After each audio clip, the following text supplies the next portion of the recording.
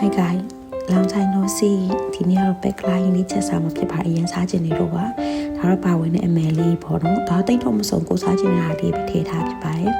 အပြောဘေးဦးလေးထည့်ပါမယ်ဘေးဦးလေးစားခြင်းလို့ပါစီကတော့မနေ့ကတက်ထားရဟာလေးကိုပြန်ပြီးတက်မယ်ပေါ့နော်မတက်ပါရဲ့အပြောဒါပါဝင်တဲ့အမယ်ပြန်ရိုက်ပြပါနော်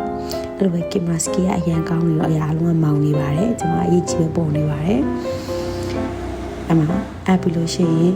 ပထမဆုံးငါ့ကိုတက်မယ်ပေါ့နော်ပို့ပြီးတော့အရသာဝေအောင်ရဲ့ပြီးတော့အနံ့လည်းပုံမွေးပါပေါ့နော်အဲ့ပြီးလို့ရှိရင်အတီးနံတွေကိုတက်မယ်ပေါ့နော်အနံ့နဲ့တွေမစားရဘူးစားခြင်းနေပါ යි ခေါင်းကိုတော်ကြိုက်နေပါ යි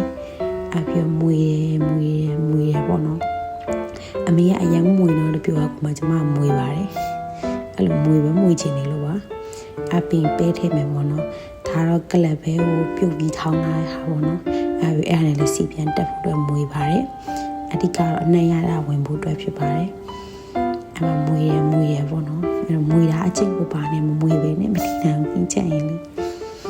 အဲ့မှာမွေးပါတယ်အဲ့ပြီးရီထည့်ပါမယ်ရက်ထည့်တော့ပို့ထည့်အောင်လို့ပေါ့နော်ကိုပထမတစ်ချီမို့နည်းနည်းပဲထည့်ရပေါ့ထည့်ပြီးသွားလို့ရှိရင်လည်းအမှလည်းထပ်မွေးပါတယ်အဓိကတော့အရာတော်ဝင်အောင်ပေါ့နော်ပကလိုင်းကြောက်မဖြစ်မှာအပြောငပြာရီရဲ့ဓာချီရဲ့ထည့်ပါတယ်အင်းကသင်ကြုံမစားလို့ပါအဲ့ပြီးအုပ်ဆောင်လေးအုပ်ထားမယ်ပေါ့နော်နည်းနည်းကြာသွားအောင်လို့အိမ်မှာ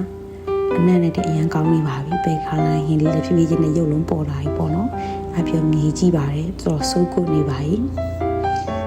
ကုတ်နေပါ යි အပြီးလည်းမွေးပါတယ်မွေးရမှဖြစ်မှာမလို့ပါအပြီးအုပ်တယ်ဘယ်လိုရှိနောက်ဆုံးထားခြင်းနဲ့ဘဲဦးလေးလည်းထည့်ပါတယ်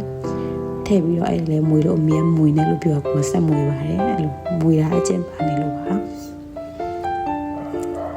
အဲ့ဒီအုပ်ဆောင်လေးပြန်အောင်လိုက်တယ်အခုကတော့အရင်စားခြင်းနဲ့ backline လေးရရဖြစ်ပါတယ် see you guys